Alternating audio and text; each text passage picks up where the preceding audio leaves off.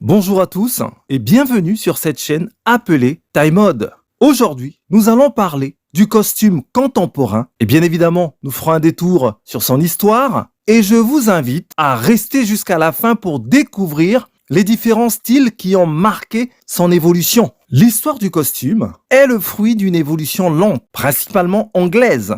En effet, c'est le célèbre anglais George Brummel, dit le Beau, qui fut le précurseur du costume moderne au XIXe siècle. Cette évolution fut un temps appelée mode de garçon d'écurie, car elle était associée à la basse classe sociale. Elle posa ainsi les bases de l'évolution progressive qui nous a légué le costume tel que nous le connaissons aujourd'hui. Au XVIIIe siècle, en France, cette mode à l'anglaise déferla sous le règne de Napoléon III, durant une période appelée Anglomanie, caractérisée par un engouement et une fascination pour la culture, la mode et la langue anglaise. Cette époque vit le pays s'industrialiser et connaître un virage libéral, économique sans précédent. C'est l'époque des grands boulevards, d'Haussmann et des banquiers Pereire, Émile et Isaac, de la naissance des grands magasins.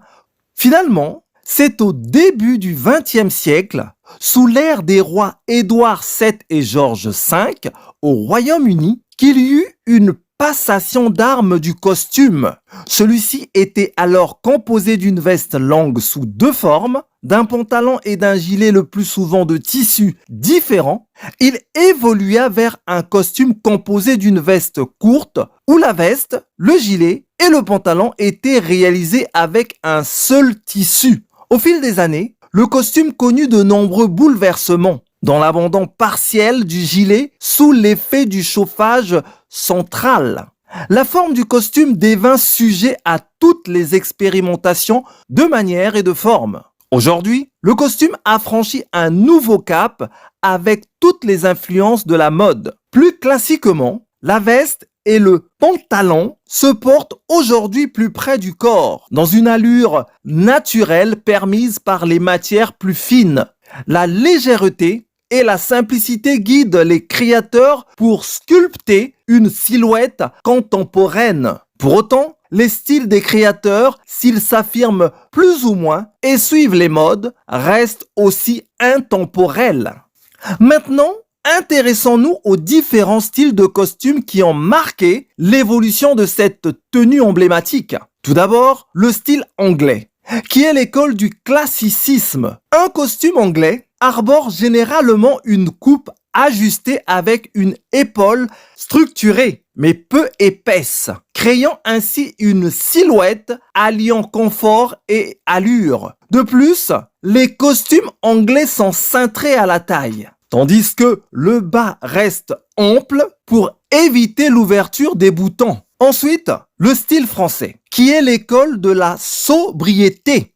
Ce style classique présente une veste à 2 ou 3 boutons, des poches horizontales et un pantalon sans revers, qui demeure une référence en France. C'est ce style qui a donné naissance au costume international. Malgré sa base classique et sobre, il est possible de personnaliser sa tenue en choisissant une belle chemise, une cravate ou même une pochette. Poursuivons avec le style américain, qui est l'école de l'aisance et qui a pris forme avant la Seconde Guerre mondiale. Le costume américain se caractérise par la coupe drapée, c'est-à-dire l'ajout d'un surplus de tissu au niveau des épaules d'une veste, destiné à donner l'illusion visuelle d'épaules plus larges et à apporter plus de confort dans les mouvements.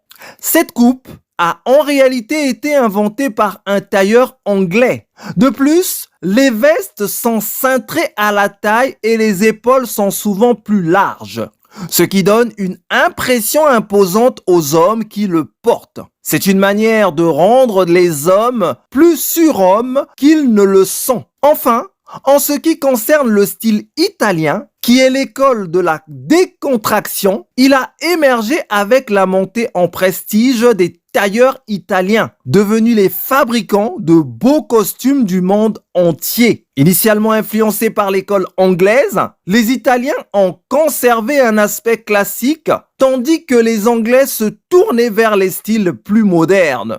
Cette approche a donné naissance à une manière un peu exagérée, presque démonstrative, de voir les choses. Un exemple éloquent est la générosité des revers des vestes italiennes, qui sont une véritable démonstration de ce qu'est un revers. De plus, le style italien se caractérise par des vestes déstructurées pour plus de confort, avec des épaules moins rembourrées, une longueur plus courte et une ouverture plus marquée au niveau du bassin. L'allure du style italien est donc plus décontractée, tout en utilisant tous les détails anglais de manière hybride et exagérée, dans une sorte de belle récitation autonome. C'est la fin de cette vidéo. Si vous avez aimé le contenu, merci de mettre un pouce et de partager. Et si vous êtes intéressé par l'univers contemporain de la mode, je vous invite donc à vous abonner pour être informé des prochaines publications. Je vous remercie encore de votre écoute et c'est maintenant à vous de laisser votre créativité s'exprimer. À bientôt!